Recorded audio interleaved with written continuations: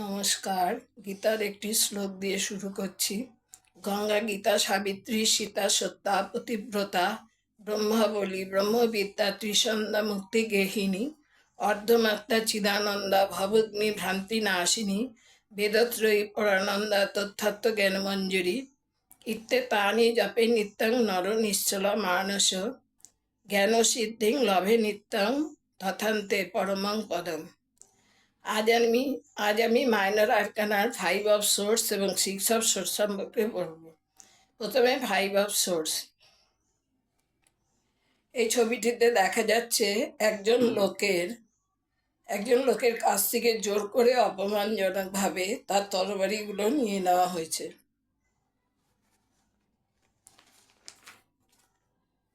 অন্য লোকেরা তাকে সারেন্ডার করতে বাধ্য করেছে।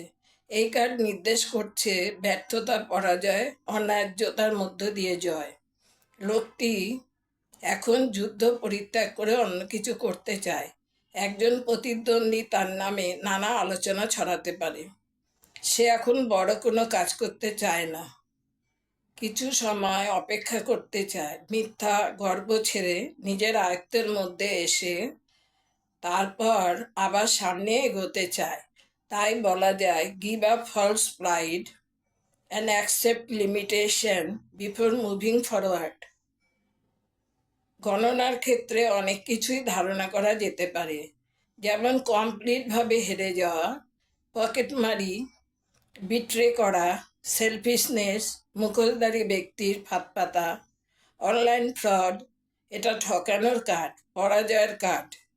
মান সম্মান হানি, শেয়ার বাজারে ইনভেস্ট করা যাবে না এই সময়।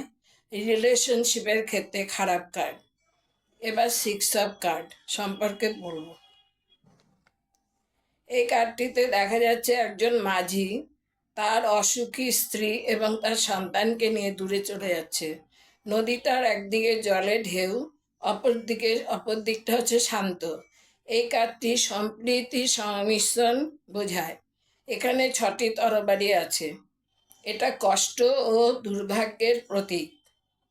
এই কার্ড নির্দেশ করছে সামনে দুঃখ অতিক্রম করে শান্তিপূর্ণ জীবনযাপন। সমুদ্র যাত্রা, বিদেশ যাত্রা, একটি আনন্দদায়ক পরিবেশে যাওয়া।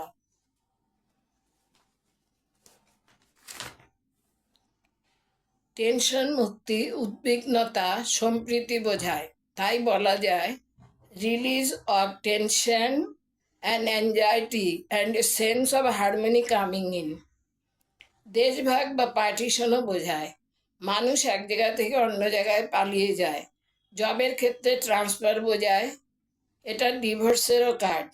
আজ এই পর্যন্ত।